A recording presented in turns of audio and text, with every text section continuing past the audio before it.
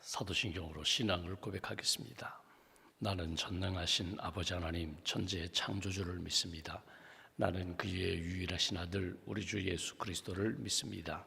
그는 성령으로 잉태되어 동정녀 마리아에게서 나시고 본디오 빌라도에게 고난을 받아 십자가에 못 박혀 죽으시고 장사된 지 사흘 만에 죽은 자 가운데서 다시 살아나셨으며 하늘에 오르시어 전능하신 아버지 하나님 우편에 앉아 계시다가 거기로부터 살아있는 자와 죽은 자를 심판하러 오십니다. 나는 성령을 믿으며 거룩한 공교회와 성도의 교제와 죄를 용서받는 것과 몸의 부활과 영생을 믿습니다. 아멘. 찬송가 491장 찬송하겠습니다. 491장입니다.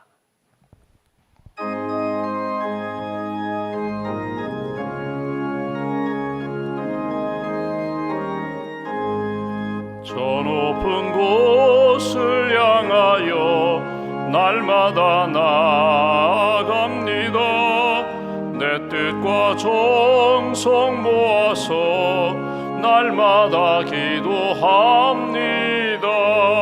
내 주여 내 맘 붙드사 그곳에 있게 하소서. 그곳은 빛과 사랑이 언제나 넘치옵니다. 괴로움과 죄가 있는 곳 나 비록 여기 살아도 빛나고 높은 저곳을 날마다 바라봅니다. 내 주여 내 맘 붙드사 그곳에 있게 하소서. 그곳은 빛과 사랑이 언제나 넘치옵니다. 의심의 안개 거치고 근심의 구름 없는 곳 기쁘고 참된 평화가 거기만 있사옵니다. 내 주여 내 맘 붙드사 그곳에 있게 하소서. 그곳은 빛과 사랑이 언제나 넘치옵니다. 험하고 높은 이 길을 싸우며 나아갑니다. 다시금 기도하오니 내 주여 인도하소서. 내 주여 내 맘 붙드사 그곳에 있게 하소서. 그곳은 빛과 사랑이 언제나 넘치옵니다. 내 주를 따라 올라가 저 높은 곳에 우뚝 서 영원한 복락 누리며 즐거운 노래 부르리. 내 주여 내 맘 붙드사 그곳에 있게 하소서. 그곳은 빛과 사랑이 언제나 넘치옵니다.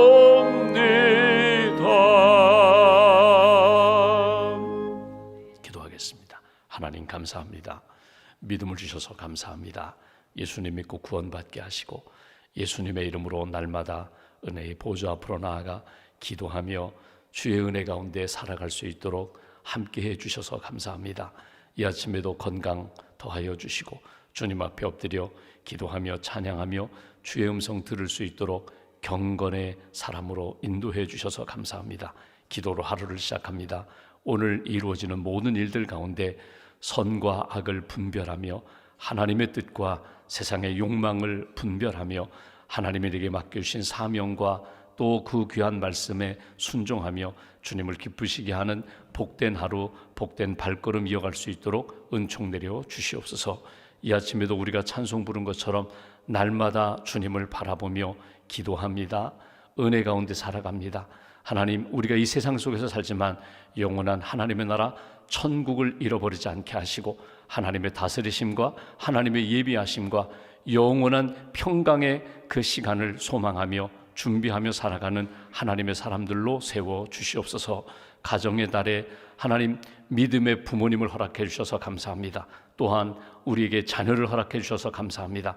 우리 부모님의 은혜를 잊지 않고 부모님께 효도하는 그런 자녀들, 부모님의 뜻을 이어가는 자손들, 또 우리의 자녀들 앞에 부끄럽지 않은 믿음의 본을 보이는 부모들 될 수 있도록 은혜 더하여 주시옵소서. 기도로 회복되게 하시고 말씀과 성령과 사랑으로 하나 되는 복된 가족으로 인도하여 주시옵소서.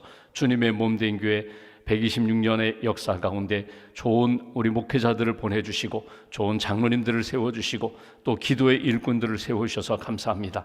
하나님을 기쁘시게 하는 교회, 복음으로 세상을 변화시키는 교회, 하나님을 사랑하고 이웃을 사랑하며 하나님의 나라를 확장시켜 나가는 하나님이 기뻐하시는 생명력 넘치는 교회로 세워 주시옵소서.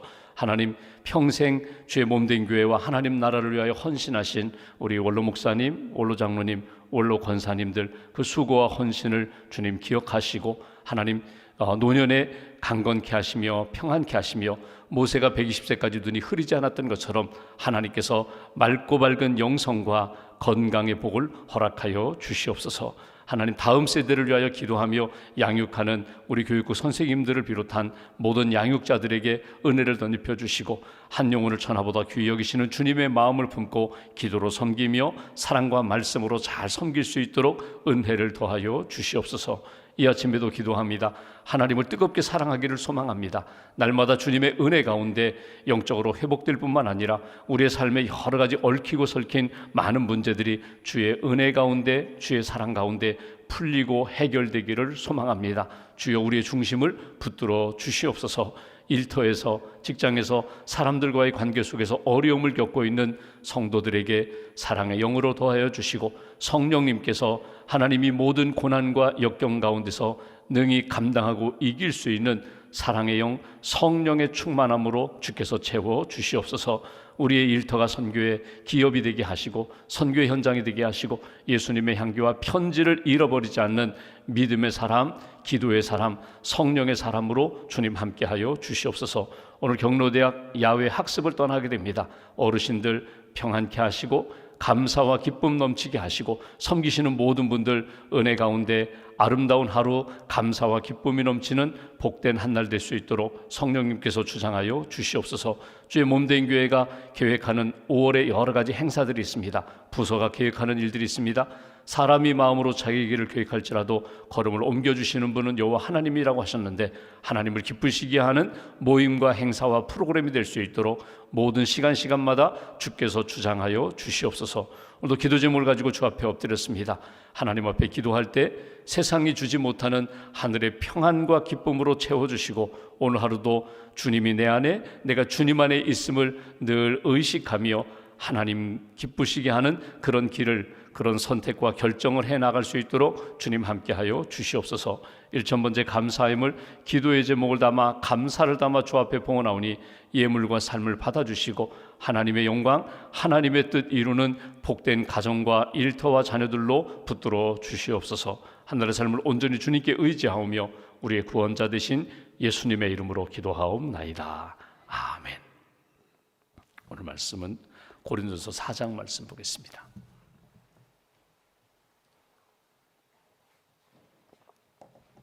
고린도전서 4장 오늘은 18절부터 21절까지 말씀, 18절부터 21절까지 함께 봉독하겠습니다. 어떤 이들은 내가 너희에게 나아가지 아니할 것 같이 스스로 교만하여졌으나 주께서 허락하시면 내가 너희에게 속히 나아가서 교만한 자들의 말이 아니라 오직 그 능력을 알아보겠으니 하나님의 나라는 말에 있지 아니하고 오직 능력에 있음이라. 너희가 무엇을 원하느냐? 내가 매를 가지고 너희에게 나아가랴. 사랑과 온유한 마음으로 나아가랴. 아멘. 주님의 은혜와 평안이 여러분과 함께 하시기를 기원합니다. 우리가 사도 바울이 고린도 교회에 편지 보낸 고린도전서 말씀을 우리가 읽고 있습니다. 고린도 교회 안에 분쟁이 있다고 말씀드렸습니다. 서로 자기 중심, 자기 생각에 딱 빠져서 나는 아볼로파, 나는 바울파, 나는 베드로파, 나는 그리스도파, 이런 파벌이 이렇게 형성됐습니다. 여러분, 분쟁이 있으면, 갈등과 다툼이 있으면 여러 번 말씀드렸지만 보아야 할 것들이 보이지가 않습니다.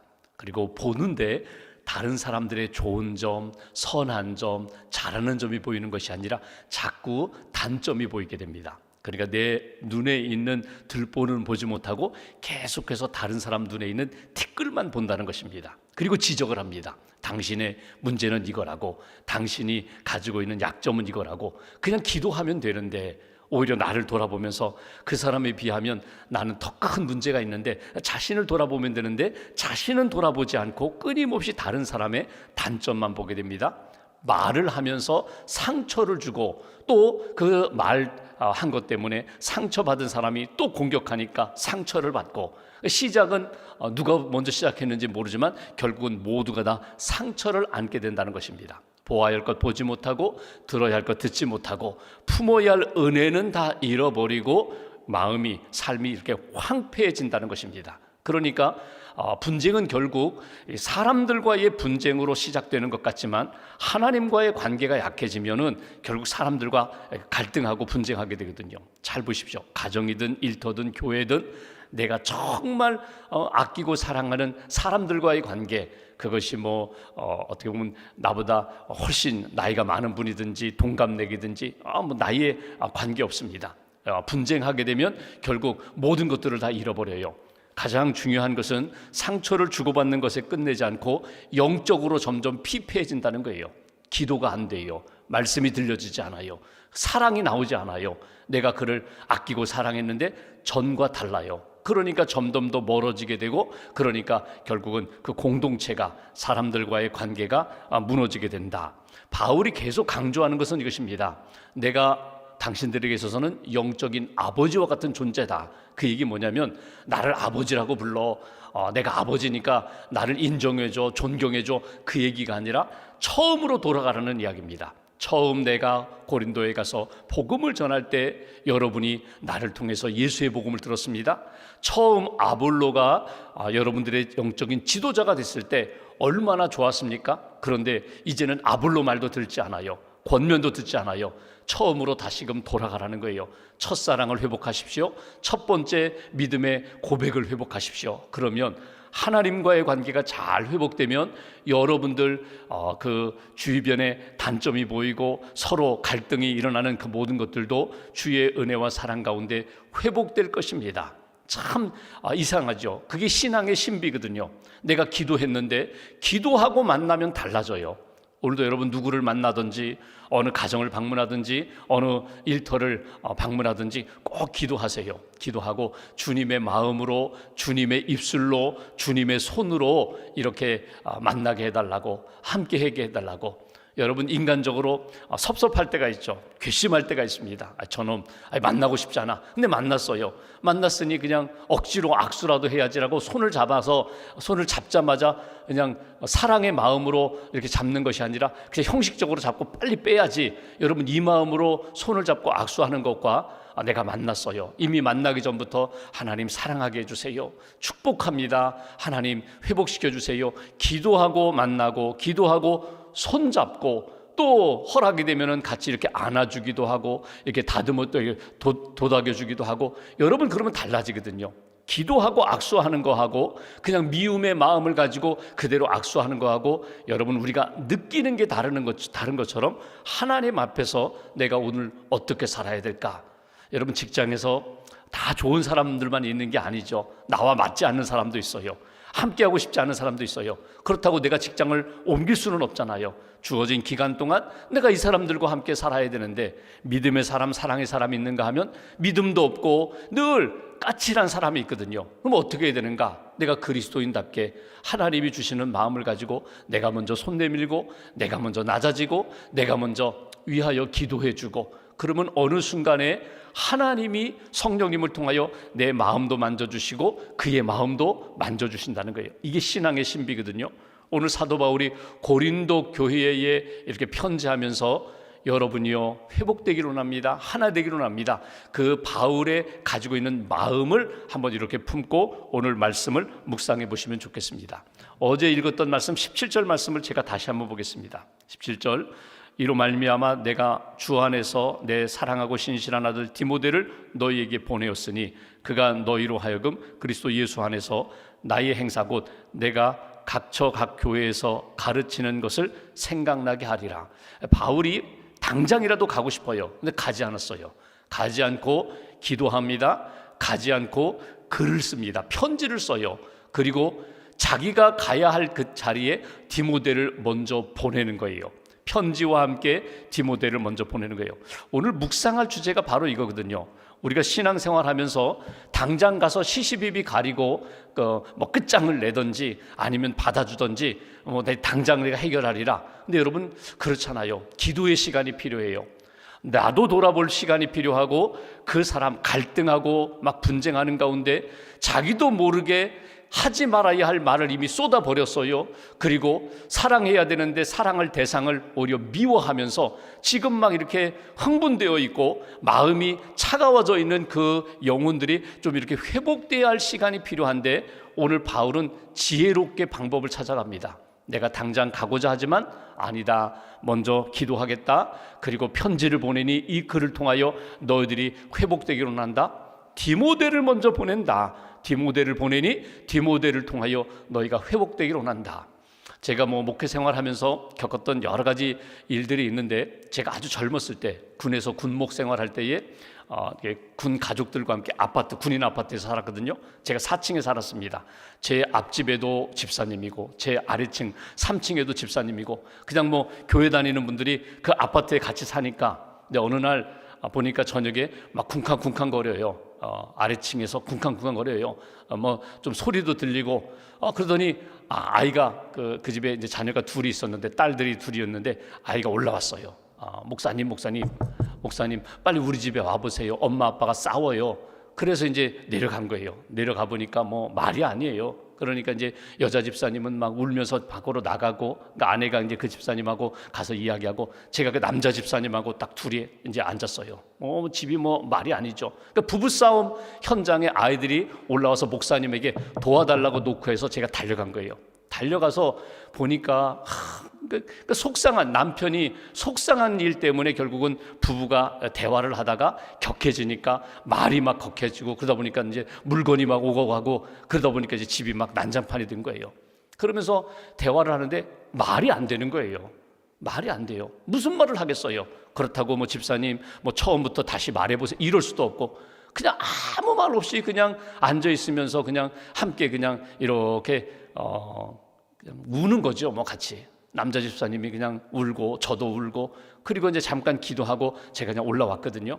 그래서 제가 그때 무슨 생각을 했냐면, 아주 젊었을 때니까 20대 후반에 젊은 목회자 경험도 별로 없고, 군 목회니까 잠깐 1, 2년 있다가 또 떠나고 그러는 상황인데, 그러면서 제가 한 가지 그때 느낀 게 뭐냐면, 여러분 목회학에서 이런 이야기를 합니다. 부부싸움 막 하고 있는 그 현장에 목사가 먼저 들어가지 말라는 거예요. 조금 시간을 두고 가라는 이야기를 합니다. 목회학에서. 그게 뭐냐면, 사람이 막 격해졌을 때는요 아무것도 안 보여요.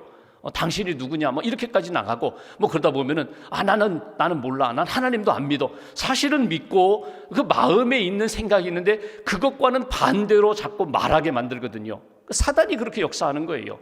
자기 마음 가운데 주님의 마음, 주님의 말씀, 주님의 은혜는 있음에도 불구하고 그것은 무시하고 그냥 사단이 그때 주는 생각들, 즉흥적인 말을 하면서 더 큰 문제를 막 만들게 되거든요. 여러분, 하나님 앞에서 우리가 내가 주님에게서부터 떠났나 보다, 왜 내가 지금 여기까지 왔지, 왜 이런 상황이 되었지, 그럴 때 어떻게 하라고요? 한 걸음 뒤로 물러가서 하나님 앞에서 한번 돌아보시라는 거예요. 생각하시라는 거예요. 묵상하시라는 거예요. 기도하는 거예요. 하나님, 내가 어떻게 하면 좋겠습니까? 하나님, 이 상황 가운데 내가 무엇을 붙잡아야 합니까? 그때는 오히려 말하는 것보다는 침묵하는 것이 더 도움이 되고 유익이 됩니다. 오늘 바울이 하는 이야기가 바로 그거예요. 내가 당장이라도 가면은 분명히 잘못한 사람들이 있어요. 그리고 분란을 일으키는 사람들이 있어요. 자기의 이기적인 마음 때문에 갈등이 일어났지만 오히려 그것을 이용하는 사단에 휘둘리는 사람들이 있거든요. 시시비비 가리면서 책망하고 징계하는 것, 바울이 당장이라도 가면 그런 일들이 있겠지만 바울이 그렇게 하지 않고 오히려 기도하고 편지 보내고 디모데를 보내는 거예요. 예수님의 비유에 보면은 포도원에 농부를 보내잖아요. 종을 보내잖아요. 그리고 농부들에게 포도원 주인이 삭슬 요구하면서 주인이 보낸 사람들 한 사람씩 죽입니다. 이 사람 죽이면 되겠다. 마지막에는 아들을 보냈는데도 아들을 죽여요. 여러분, 왜 그랬을까요?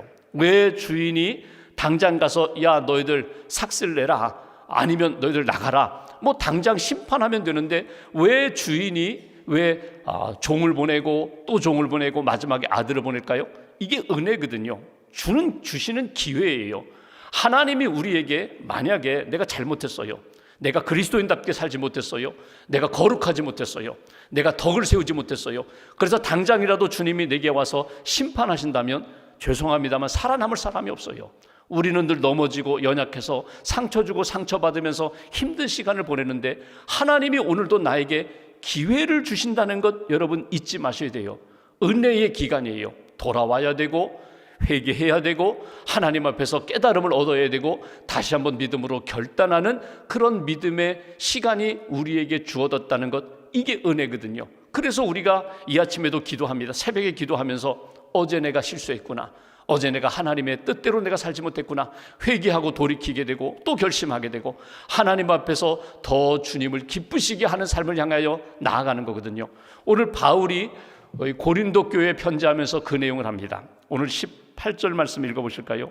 이렇게 표현합니다. 어떤 이들은 내가 너희에게 나아가지 아니할 것 같이 스스로 교만하여졌으나, 사람들 중에 이런 말을 하는 사람이 있다는, 바울 안 와, 끝까지 안 올 거야. 바울이 오겠어? 그 바쁜 선교 여정에 에베소에 있는데 이처럼 골치 아픈 교회에 오겠어? 안 올 거야. 그러면서 여전히 회개하지 않고 교만하여 자기 주장을 펴는 사람들이 있다. 19절, 주께서 허락하시면, 그 얘기 뭐예요?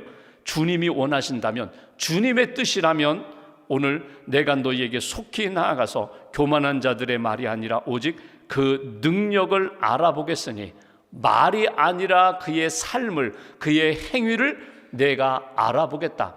주님이 원하신다면 지금은 디모데를 보내고 지금은 편지를 보내지만 나를 하나님이 보내신다면 내가 가게 되리라. 이건 주의 뜻에 맡기겠다는 거예요. 여러분, 편지라는 게, 글이라는 게 참 힘이 있습니다. 말의 힘도 있지만 여러분, 사람들과의 관계가 좀 이렇게 서먹서먹하고 어려울 때 우리가 말로 풀기가 참 어렵다. 특별히 내성적인 분들, 말 주변이 없어요, 말하기가 어려워요. 말하면 또 상처를 주고받으니까 말 대신에 글을 쓰는 거예요. 조금 정리해서 간단명료하게 미안하다고, 사랑한다고, 내가 당신을 이렇게 생각하고 있다고. 여러분, 글 몇 구절이 결국 내 마음도 정리될 뿐만 아니라 그의 마음의 문도 여는 힘이 있거든요. 여러분, 부부싸움하고 출근하면은요, 문자 보내시면 돼요. 전화하면은 또 자꾸 말이 잘못 나가니까, 마음에도 없는 말을 하니까 문자 보내시는 거예요. 이게 글이거든요. 여러분, 글에 힘이 있어요. 그러니까 오늘 사도 바울이 내가 너희들에게 보내는 편지, 디모데를 통하여 보내는 편지 잘 받고 너희들이 회복됐으면 좋겠다, 하나님의 은혜 가운데 사랑으로 하나 됐으면 좋겠다, 이 마음이거든요. 조지 워싱턴, 미국의 일대 첫 초대 대통령, 조지 워싱턴 어렸을 때 일화 가운데 아버지가 인디언들이 사용하는 도끼를, 예쁜 도끼를 사줬어요. 그랬더니 인디언들이 그거로 사냥도 하고 나무도 자르고 그거 뭐 흉내 낸다고 어린 워싱턴이 그 도끼 가지고 뭐 던지고 장난하다가 결국 아버지가 제일 아끼는 나무 체리 나무를 그냥 베어버렸거든요. 그 체리 나무가 잘라졌거든요. 그러니까 무서워가지고 체리 나무를 이게 조그마한 체리 나무 그냥 덮어버렸어요. 묻어버렸어요. 도끼도 감춰버렸어요. 그리고 하루가 지납니다. 이틀이 지납니다. 이제 어린 워싱턴 마음에는 이게 아버지한테 큰일 났거든요. 아버지가 이제 저 나무를 얼마나 아끼는데 내가 그거를 그냥 죽여버렸으니까 이거 분명히 나를 벌 주실 거다. 그런데 힘든 거예요. 아버지에게 벌 받는 것이 무서워서 내가 정직하게 말하지 않는데 이게 너무 힘든 거예요. 3일째 아버지에게 뭐 말했다고 하죠. 아버지 사실은 아빠가 사준 도끼로 장난치다가 결국 나무를 죽여버렸습니다. 아버지 죄송하다고, 용서해달라고, 잘못했다고. 그랬더니 아버지가 내가 다 알고 있었다는 거예요. 내가 알고 기다리고 있었다는 거예요. 그러면서 아버지가 괜찮다 그러면서 우리 가족이 체리나무가 죽었지만 내 아들이 살았다. 정직한 내 아들이 살아 돌아왔다. 여러분, 하나님이 우리에게 오늘도 기회를 주시는 거예요. 여러분, 오늘 하루 기도하면서 우리가 하루를 시작하는데 그날이 그날이지 뭐. 그날이 어제도 그날, 그제도 그날, 오늘도 그날이야. 아닙니다. 그렇지 않습니다. 오늘 여러분 한번 생각해 보십시오. 우리가 찬송 부른 것처럼 오늘이 내 마지막 날이라면, 오늘 하나님이 내게 주신 마지막 기회라면 내가 오늘 무슨 말을 해야 될까? 하나님 앞에서 무엇을 의지해야 될까?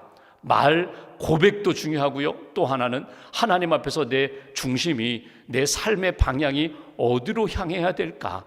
여러분, 오늘 요절 말씀 20절 말씀 보십시오. 하나님의 나라는, 쉽게 말하면 하나님이 다스리는 삶은 말에 있지 아니하고 오직 능력에 있습니다. 그 얘기 뭐예요? 내가 고백하는 것만이 아니라 내가 진짜 잘못했으면 회개해야 되고, 하나님이 주신 말씀이 있다면 내가 순종하면서 내 삶이 하나님의 기쁨이 되어야 한다. 그게 하나님 나라의 삶이라고. 21절, 너희가 무엇을 원하느냐? 내가 매를 가지고 너희에게 나아가랴. 사랑과 온유한 마음으로 나아가랴. 사랑과 온유한 마음. 바울은 기다리겠다, 기도하겠다, 편지를 보내겠다, 디모데를 보내겠다, 그러면서 하나님께서 너희들의 마음에 감동을 주셔서 회복되기로 원한다. 이것이 사도 바울이 고린도 교회 성도들을 향한 마음입니다. 오늘 여러분, 고백이 중요해요. 생각이 중요해요. 고백과 믿음의 고백과 하나님이 주신 마음과 생각, 온유한 마음, 겸손한 마음으로 순종하는 것이 중요해요. 잘못됐다면 돌이켜야 돼요. 내 안에 쓴뿌리가 있고 내 안에 아름답지 못한 생각이 있다면 성령님을 통하여 정리하시는 게 중요해요. 그냥 다음에 아니에요. 오늘 이 시간, 이 새벽에 하나님, 내 모든 것 주님께 맡깁니다. 주님 씻어주세요. 주님 거두어주세요. 주님 회복시켜주세요. 사도 바울의 결론이 그거잖아요. 내가 온유한 마음, 그리고 주님의 마음으로 내가 너희에게 나아가 내가 너희를 회복시키고자 한다. 여기서 내가 기도한다. 지금 기도하니 여러분들 회복하십시오. 여러분 회개하십시오. 오늘 그 마음 딱 붙잡으시고, 오늘 여러분 주님의 마음으로 생각하고 주님의 눈으로 바라보고 주님의 입술로 한번 말해보세요. 꼭 한번 그렇게 해보세요. 늘 하던 대로 뭐 그런 얘기 있잖아요. 달라졌네요. 우리 아이가 달라졌네요.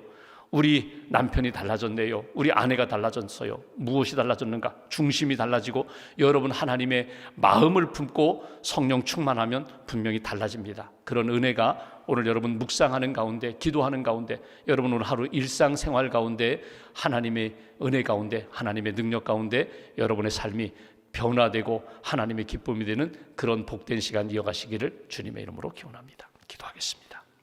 말씀 붙잡고 우리가 함께 기도하겠습니다. 하나님, 여러 가지 고난과 어려움이 있지만 오늘도 기도하게 해주셔서 감사합니다. 주님 주시는 생각으로 회복되기를 원합니다. 주님 주시는 말씀으로, 사랑으로, 은혜로 우리의 삶이 달라지기를 원합니다. 오늘 이 아침에도 기도하는 한 분 한 분 만나주시고 붙들어주시고 주님의 마음, 주님의 말씀, 주님의 시선으로 보고 듣고 만지고 섬기는 그런 한 날 되게 해달라고, 오늘 하루가 복된 날이 되게 하시고 은혜가 가득한 날이 되게 하시고 하나님이 다스리시는 하나님 나라의 시간, 하나님 나라의 삶이 되게 해달라고 우리가 마음 모아서 함께 기도하겠습니다. 주님 감사합니다.